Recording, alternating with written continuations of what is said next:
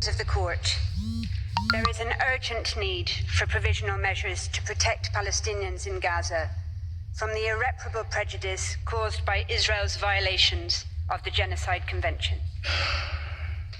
The United Nations Secretary General and its chiefs describe the situation in Gaza variously as a crisis of humanity, a living hell, a bloodbath, a situation of utter, deepening and unmatched horror, where an entire population is besieged and under attack, denied access to the essentials for survival on a massive scale.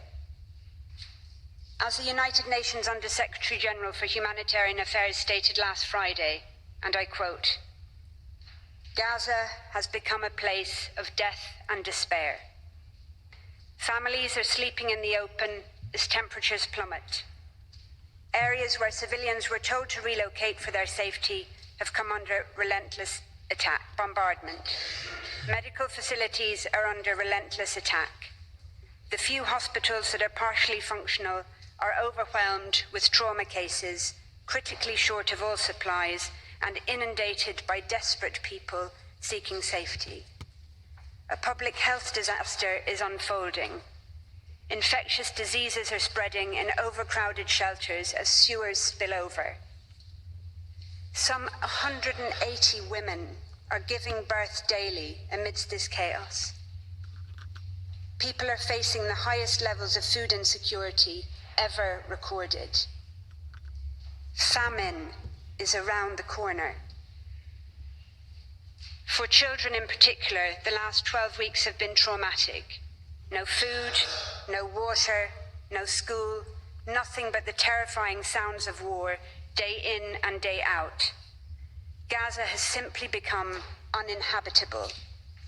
Its people are witnessing daily threats to their very existence, while the world watches on." End quote. The court has heard of the horrific death toll and of the more than 7,000 Palestinian men, women and children reported missing, presumed dead, or dying slow, excruciating deaths trapped under the rubble. Reports of field executions and torture and ill treatment are mounting, as are images of decomposing bodies of Palestinian men, women and children left unburied where they were killed, some being picked upon by animals. It is becoming ever clearer that huge swathes of Gaza, entire towns, villages, refugee camps, are being wiped from the map. As you have heard, but it bears repeating, according to the World Food Programme, 4 out of 5 people in the world in famine or a catastrophic type of hunger are in Gaza right now. Indeed, experts warn that deaths from starvation and disease risk significantly outstripping deaths from bombings. The daily statistics stand as clear evidence of the urgency and of the irreparable prejudice. On the basis of the current figures, on average, 247 Palestinians are being killed and are at risk of being killed each day, many of them literally blown to pieces. They include 48 mothers each day, 2 every hour, and over 117 children each day, leading UNICEF to call Israel's actions a war on children. On current rates which show no sign of abating, each day, over 3 medics, 2 teachers, more than 1 United Nations employee, and more than 1 journalist will be killed, many while at work or in what appear to be targeted attacks on their family homes or where they are sheltering. The risk of famine will increase each day. Each day, an average of 629 people will be wounded, some multiple times over, as they move from place to place, desperately seeking sanctuary. Each day, over 10 Palestinian children will have 1 or both legs amputated, many without anesthetic. Each day, on current rates, an average of 3,900 Palestinian homes will be damaged or destroyed. More mass graves will be dug. More cemeteries will be bulldozed and bombed and corpses violently exhumed, denying even the dead any dignity or peace.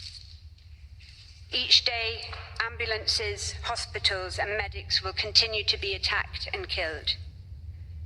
The first responders who have spent 3 months without international assistance, trying to dig families out of the rubble with their bare hands, will continue to be targeted. On current figures, one will be killed almost every second day, sometimes in attacks launched against those attending the scene to rescue the wounded. Each day, yet more desperate people will be forced to relocate from where they are sheltering, or will be bombed in places where they have been told to evacuate to. Entire multi-generational families will be obliterated. And yet more Palestinian children will become WCNSF, Wounded Child, No Surviving Family, the terrible new acronym born out of Israel's genocidal assault on the Palestinian population in Gaza. There is an urgent need for provisional measures to prevent imminent, irreparable prejudice to the rights in issue in this case. There could not be a clearer or more compelling case. In the words of the Commissioner General of the United Nations Relief and Works Agency, there must be an end to the decimation of Gaza and of its people.